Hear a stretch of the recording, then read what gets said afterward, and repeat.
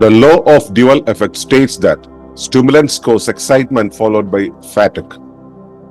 ജീവശരീരത്തിലേക്കുള്ള ഒരു ഉത്തേജക വസ്തുവിന്റെ പ്രയോഗം ആദ്യം ഉന്മേഷവും പിന്നീട് തളർച്ചയും ഉണ്ടാക്കും. ലഹരി പദാർത്ഥങ്ങൾ ഉപയോഗിക്കുമ്പോൾ ഈ ദ്വന്ദ്വാവസ്ഥ പ്രകടമാകും. ഇതാണ് ജീവന്റെ ദ്വന്ദ്വഫല നിയമം.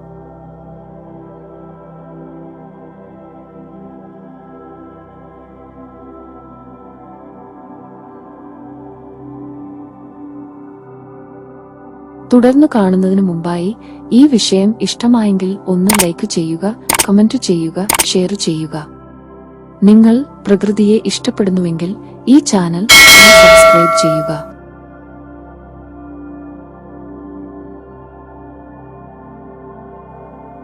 ഏവർക്കും നമസ്കാരം. ശുഭകരമാകട്ടെ, ദിനം സന്തോഷകരമാവട്ടെ, സൗഖ്യകരമാകട്ടെ, അനുഭവങ്ങളും അനുഭൂതികളും നമ്മെ ഏവരെയും നയിക്കുമാറാകട്ടെ.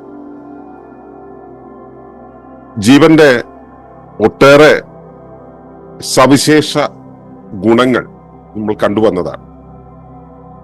ജീവൻ ഓരോ സാഹചര്യത്തിനനുസരിച്ച് അനുരൂപപ്പെട്ട് പ്രവർത്തിക്കും നമുക്ക് കാണാനാകും.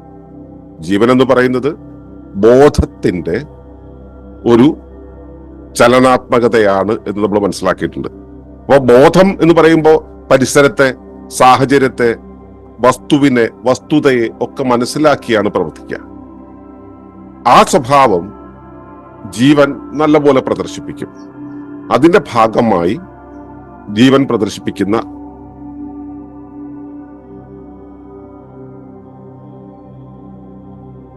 ഒരു സ്വഭാവമാണ്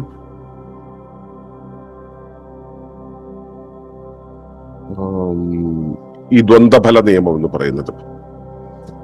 അതായത് ഒരു ഉത്തേജകം വന്നു കഴിഞ്ഞാൽ, ഉത്തേജകം എന്ന് പറയുന്നത് വിഷമാണ്. ഉത്തേജകങ്ങള്, ഔഷധങ്ങള്, വിഷങ്ങള്, ഇവയൊക്കെ തമ്മിൽ ആ നിലയിൽ മാത്രമേ, അതിന്റെ അളവിൽ, അതിന്റെ നിലയിൽ മാത്രമേ വ്യത്യാസമുള്ളൂ. ഇവയെല്ലാം തന്നെ ശരീരത്തിന് ദോഷമായി ഭവിക്കുന്നത് കൊണ്ട് തന്നെ അതിനോട് ശരീരം ശക്തമായി പ്രതികരിക്കും. അത്തരം ശരീരത്തിന്റെ പോഷണത്തിന് അനുഗുണമല്ലാത്ത, അവയുടെ നിലനിൽപ്പ് ശരീരത്തെ തുടർന്നാൽ അത് ജീവന് അപകടമാകുമെന്നുള്ള, ശരീരത്തിന്റെ ജീവഘടനയ്ക്ക് അപകടമാകുമെന്നുള്ള വസ്തുക്കളോട് ശരീരം ശക്തമായി പ്രതികരിക്കും. ഈ പ്രതികരണമാണ് പലപ്പോഴും ഔഷധത്തിന്റെ ഗുണമായും ശരീരത്തിന്റെ ഉത്തേജകമായും പ്രേരകമായും ഉന്മേഷദായകമായിട്ടും ഒക്കെ തോന്നുന്നത്.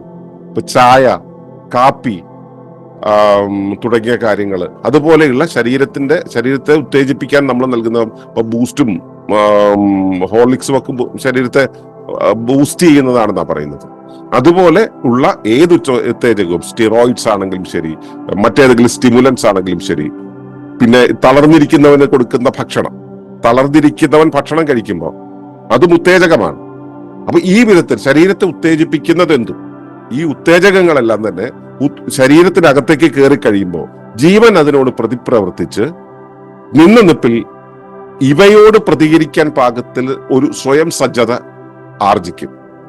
പെട്ടെന്ന് അതിനെ കൈകാര്യം ചെയ്യാൻ തയ്യാറാവും. ഇപ്പോൾ ഉറങ്ങിക്കിടക്കുന്ന ഒരു വീട്ടില്, എല്ലാവരും ഗ്ലൂമി ആയി നിൽക്കുന്ന ഒരു വീട്ടില്, ഗ്ലൂമി ആയതുകൊണ്ട് തന്നെ ഒരു പണിയും നടക്കാതെ ഇരിക്കുന്ന ഒരു വീട്ടില് പെട്ടെന്ന് ഒരു അതിഥി വരുന്നു എന്ന് വിചാരിക്കുക. അതിഥി വരുന്നു എന്നുള്ള വിചാരം, അല്ലെങ്കിൽ അതിഥി വരുന്നു എന്നുള്ള വിവരം നമുക്ക് കിട്ടുന്നു എന്ന് വിചാരിക്കുക. ആ വീട്ടുകാരുടെ ഒരു അവസ്ഥ കണ്ടിട്ടുണ്ടോ? വീട്ടുകാർ ഉടനെ തന്നെ എല്ലാവരും ഓടിക്കൂടി അവിടെ ഇവിടെയൊക്കെ ഒതുക്കി ഈ അതിഥിയെ സ്വീകരിക്കാൻ പെട്ടെന്ന് തയ്യാറാകും. ഇപ്പോ ഭാര്യ ഭർത്താവും തമ്മിൽ ഒരാൾ ചിരവയും ഒരാൾ പാത്രം എടുത്തിട്ട് അടിച്ചുകൊണ്ട് നിൽക്കുന്നതായിരിക്കും. അപ്പോഴാണ് കോളിംഗ് ബെൽ അടിക്കുന്നത്. ഉടനെ തന്നെ രണ്ടുപേരും കൂടെ കെട്ടിപ്പിടിച്ചുകൊണ്ട് വന്നിട്ടായിരിക്കും വാതിൽ തുറന്നിട്ട് മോളെ ഇതാരാണെന്ന് കണ്ടോ എന്ന് ചോദിച്ചുകൊണ്ട് നമ്മൾ സമ്മതിക്കുക. അവിടുത്തെ ആ ജീവപ്രതിഭാസം ഇങ്ങനെ മൊത്തം മാറിയിട്ട് വേറൊരു രൂപത്തിൽ ഇങ്ങനെ പ്രസന്റ് ആവും. ഇതുപോലെ നമ്മുടെ ശരീരത്തിലേക്ക് ഒരു ഉത്തേജകം വരികയാണെങ്കിൽ ശരീരം ഉടനെ തന്നെ ശരീരത്തിന്റെ അങ്ങോട്ടും ഇങ്ങോട്ടുള്ള ചേരാതെ നിൽക്കുന്ന, പൊരുത്തമാകാതെ നിൽക്കുന്ന എല്ലാ ഭാഗങ്ങളെയും മോളെ, മോനെ എന്ന് വിളിച്ചിട്ട് അങ്ങ് അനുരൂപപ്പെടുത്തി ഭയങ്കര എനർജിയോടുകൂടി അങ്ങ് സടകുടഞ്ഞ് എഴുന്നേറ്റ് അങ്ങ് നിൽക്കും. അപ്പൊ ഇത് കാണുമ്പോ ഇതിനർത്ഥം എന്താണ്? ഈ ജീവൻ ഈ കാര്യത്തെ കൈകാര്യം ചെയ്യാനുള്ള, വെളിയിൽ നിന്ന് വരുന്ന പുതിയ കാര്യത്തെ കൈകാര്യം ചെയ്യാനുള്ള സജ്ജതയിലേക്ക്, അതിന്റെ ഒരു സജ്ജീകരണത്തിലേക്ക് നീങ്ങുന്നു എന്നു മാത്രമാണ്. അപ്പൊ അതുവരെ ഉപയോഗിക്കാതെ കിടന്നിരുന്ന ഊർജത്തേക്ക് എടുത്ത് അവിടെ അങ്ങ് ഉപയോഗിച്ച്, അത് വെറുതെ ഉപയോഗിക്കല്ല, നല്ല ശക്തമായി ഉപയോഗിച്ച് അതങ്ങ് തീർക്കും. പ്രത്യേക അതിഥിയാണല്ലോ വരുന്നത്. ആ പ്രത്യേക അതിഥിയെ പരിചരിക്കാൻ ഒരു ചെറിയ പരിചരണം പോരല്ലോ, നല്ലപോലെ പരിചരിക്കും.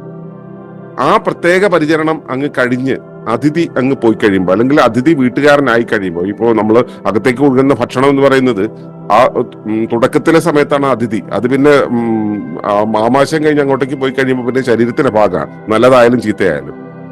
അപ്പോ ശരീരത്തിന്റെ ഭാഗമാക്കി കഴിഞ്ഞാൽ പിന്നെന്താ? പിന്നെ ഈ ആദ്യം പ്രദർശിപ്പിച്ച ഊർജം വെളിയിലാണല്ലോ. ഈ ആമാശയം വരെയുള്ള സമയത്ത്, ആമാശയം വരെ കടന്നു പോകുന്ന സമയത്ത് ഈ ഇത് ശരീരത്തിന്റെ എക്സ്റ്റേണൽ പോർഷനിലാണല്ലോ. അപ്പൊ അവിടെ ഊർജം എങ്ങനെ പ്രദർശിപ്പിക്കും?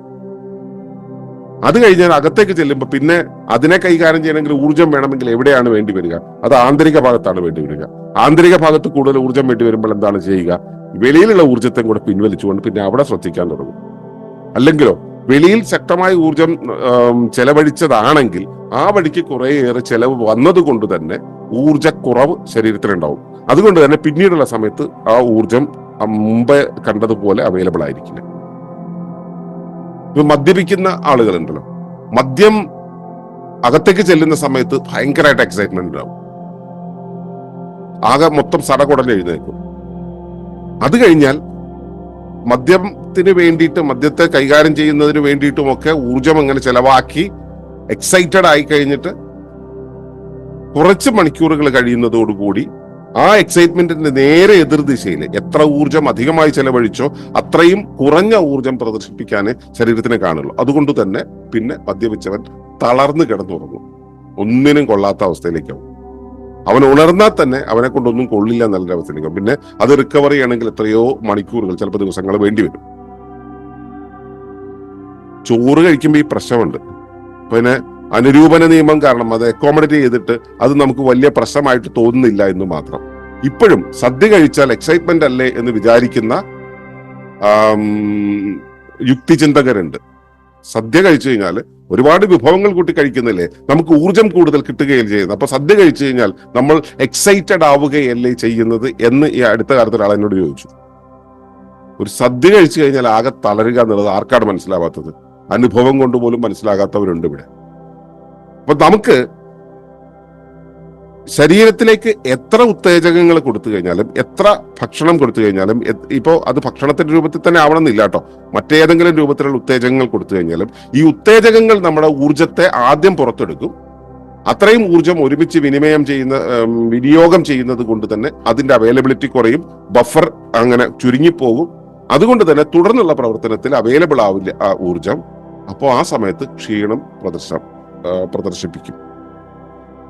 അപ്പോൾ ഈ രണ്ട് എഫക്ട്, ആദ്യം എക്സൈറ്റഡ് ആവുന്നത്, പിന്നീട് ക്ഷീണം പ്രകടിപ്പിക്കുന്നത്, ഇത് ഡ്യുവൽ എഫക്ട്, ദ്വന്ദ്ഫലം എന്ന് പറയുക. ഇതാണ് ജീവന്റെ ദ്വന്ദ്ഫല നിയമം. ഇത് നമ്മുടെ ശരീരത്തിൽ നിരന്തരം ഉണ്ടാകുന്നതാണ്. നിങ്ങൾ നിരീക്ഷിക്കുക നിങ്ങളുടെ ശരീരത്തിൽ ഇതൊക്കെ കൂടെ എങ്ങനെയാണ് പ്രവർത്തിക്കുന്നതെന്ന്. നന്ദി, നമസ്കാരം.